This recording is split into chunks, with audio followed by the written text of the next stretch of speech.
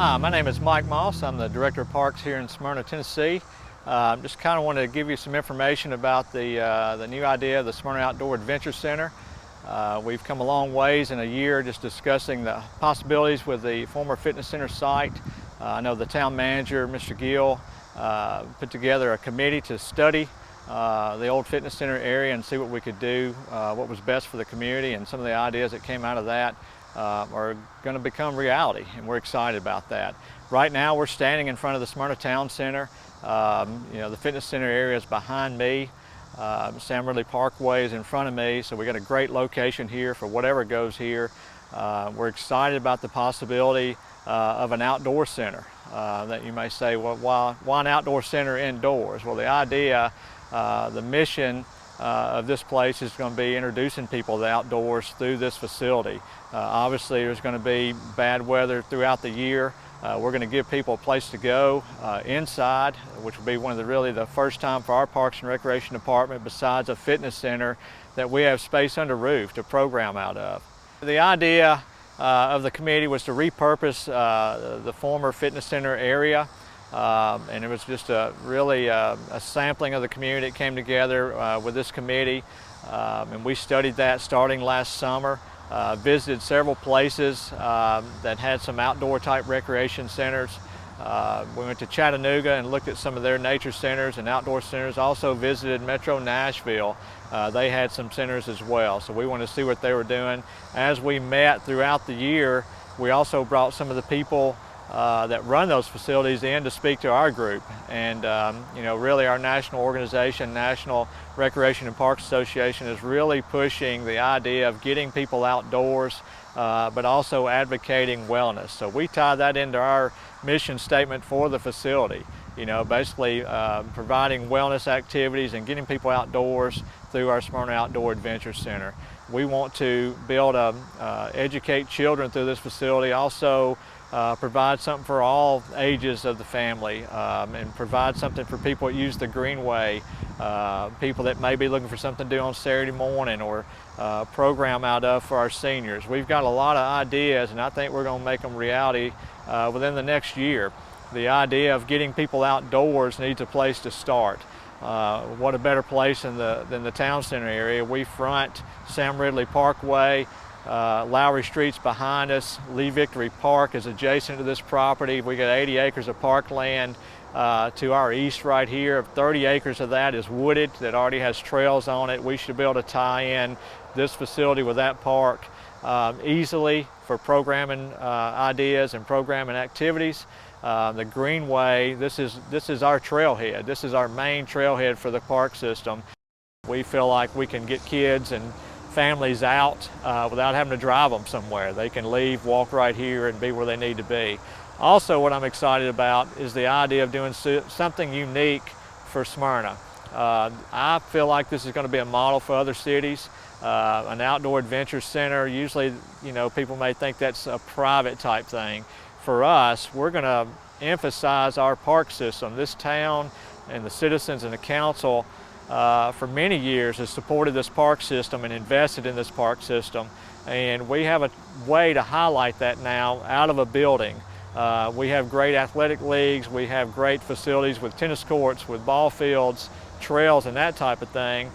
What we want to do is highlight some of those areas, but also show people, hey, the traditional parks and recreation is not all about ball fields and trails and tennis courts and shelters. There's a whole other segment of people out there that love outdoor recreation, whether it's kayaking, hiking, camping, campfires, all those type of things. Fishing. We have 4 ponds at one of our parks. We're adjacent to the lake. There's a lot of opportunities that we can take with people to help them get out there and use something they may have never used, or allow people that do that with their families to do it more. We are standing at the rear of the Smyrna Town Center, and you might be familiar with this area. This is the existing pool and baby pool. We are planning on making renovations and expanding this area. And you might see behind me the existing pool, which has been here since 1987, pretty much intact to the way it was when it was built. And then to my left, your right, is the baby pool. So there's some existing facilities, and when we have existing volleyball courts, tennis courts, and some shaded areas in an existing concession window. Our future holds some bright ideas that we're going to hope to make a reality for you guys and for citizens and people that might be visiting this town. The baby pool is scheduled to turn into a splash pad similar to what we have over at Gregory Mill Park.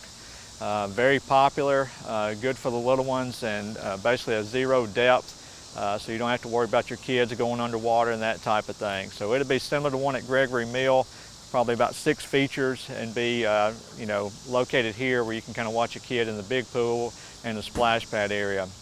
We're really excited about the pool behind me, what we may do there. The idea is to develop a zero depth entry, kind of like a beach. A lot of pools, existing pools in the area have already gone to that. We have not. Right now you pretty much drop off the side or go down in steps. But we wanted to do something for the whole family, and the zero depth entry is a lot safer. And also we'll have an area, a child activity area for the young kids, their own slide, water bucket splashing water on them and that type of thing where they can get in and play, and then also be on the edge of the water. The existing pool, we're still developing plans for the deep part of that, as far as how deep we want it, that type of thing, and how we expand it. But we're really excited about that. This pool has been a great facility for a lot of kids and parents and just visitors to our town, but we feel like we need to update it, and we're headed that way. We are also looking at improving our concession area. Right now we have a concession window we work out of, but we want that to be part of the experience of coming here, is being able to buy your food here on site, not have to leave to go do it somewhere else, and providing drinks and that type of thing. So we'll be working with the banquet side to improve that, improve the services that we have, through that concession window. Also, we're going to be relocating our volleyball court. We have one volleyball court here, which is not large enough. Again, it's served us well for several years, but we feel that a double volleyball and relocating this will be better for all. We are looking at moving that to where the tennis courts are, the existing tennis courts. You might say, why are you removing tennis courts that are already built? But several years ago, per our parks master plan, we added 2 courts to Lee Victory Park, which is adjacent to us right here, because we knew we would be moving these courts. So that's already been done. Therefore, we would like to move the volleyball courts over here where we've already got fences, we've already got lights, and we'll be able to use those not only during the pool season, but basically when we want to. It'll allow us to hold tournaments, maybe have a league. We do get that request for beach type volleyball, and we feel like this will be a good location, and it'll keep the volleyball area to itself instead of being over here where the people are. Behind us, we plan on removing the existing gatehouse and creating a nice gatehouse and ticket entry area that has covered seating, areas for our lifeguards, which is very important, and a better area to take in, whether it's a group coming in, such as the Boys and Girls Club, churches or birthday parties, whatever that is. We'll be able to better take them in and check them in. So we're excited about doing that. Also helping the staff out, giving them a great spot to work. We're looking at doing a lot of shaded areas. You can look around and see when you're down here, we don't have a whole lot of shade. We've even got a tent that we're using for shade. We have a canopy off the back of the building. But we hope to do a lot more shade for families that want to come in during the day, or have an area for people that may want to have a birthday party during the day. Right now, most of our birthday parties are held from 6 o'clock to 8 o'clock. So they're renting the whole pool. We would like to be able to help people out during the day. Expansion of this area, giving them a spot to go. I know people have seen the big, what they're called as funbrellas, the big umbrellas that you sit under. That's kind of where we're headed, some kind of shade area for the family. You might also wonder how you're going to take all these people in, where you're going to park them. In our plan is also expansion of our parking area, which is behind us. It's located between the town center and the skating rink. We're going to have to expand that area, and overflow parking would be obviously around the front of the building. So we're trying to plan for everything, plan for the masses. This pool area, a lot of people have grown up at this pool. We really want it to be part of people's lives in the summer. And really outside of that, there's some time in the before the season and after the season, it can be used for different things. It might be kayaking class, canoe, teaching people how to use canoes and boating safety. All those type things that need aquatic area might be usable for us besides pool activities. So we're excited about that. We're excited about the idea of doing more things for the family. Right now it's basically 30 years old, and this pool has served us well again, but it's time to renovate, and we have some things mechanically that need to be updated too. So it's really a smart thing to go ahead and do all that at once, and also market our town. I mean, this is going to be something that's going to be good for our town as well. Aquatic facilities, we feel like people are leaving to go to other cities to do that with their families. I just like to see us keep them here and play to the masses a little bit more. If you have been to the Smyrna Town Center pool over the last 25, 30 years, you'll know that the locker rooms have pretty much remained unchanged. With capacity issues and things, we feel like we're going to, come with a new pool facility. We know that we're going to have to do something with our locker rooms. Right now, the idea is to obviously update those, get the finishing, the touches and those type things with the sinks, the floors, ceilings, all those updated, but also maybe deal with a little bit of capacity expansion as well. We know that we're going to get a lot more people, so we may have to change those around to be able to deal with more people. We feel like the highlight of the aquatic facility is going to be the addition of slides back here in the kind of the rear of the pool is what we're planning on for the location of those. They'll end in their own water, so it won't be exactly going into the pool behind me. That's the plan right now. That way it doesn't take up valuable pool space. When we get a lot of people here, you always have to leave a safety zone for slides or diving boards and that type of thing. So the idea is to have them be to themselves, but they'll be about 25 feet in height, and I feel like they'll be very popular. There'll also be a great thing for us marketing our facility. You'll be able to see them from Sam Ridley Parkway, which is behind me, Nolan Drive, that type of thing. So something that high in the air is going to, basically be, marketing that, hey, we have a pool behind our building. We don't want to be just held to this building.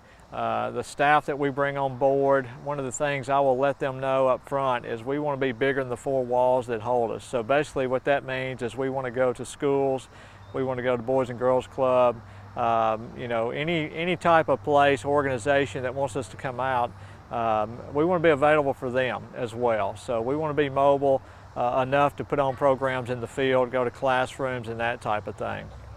So that is one of my goals. One of the things I keep hearing, and a lot of people are excited about the idea, they want to know what's inside the building. The area at the front, obviously if you're bringing in people, you're going to have a check-in area, a vendor area type thing, or vending area. We also want to have a place where if people want to buy a little something, they can.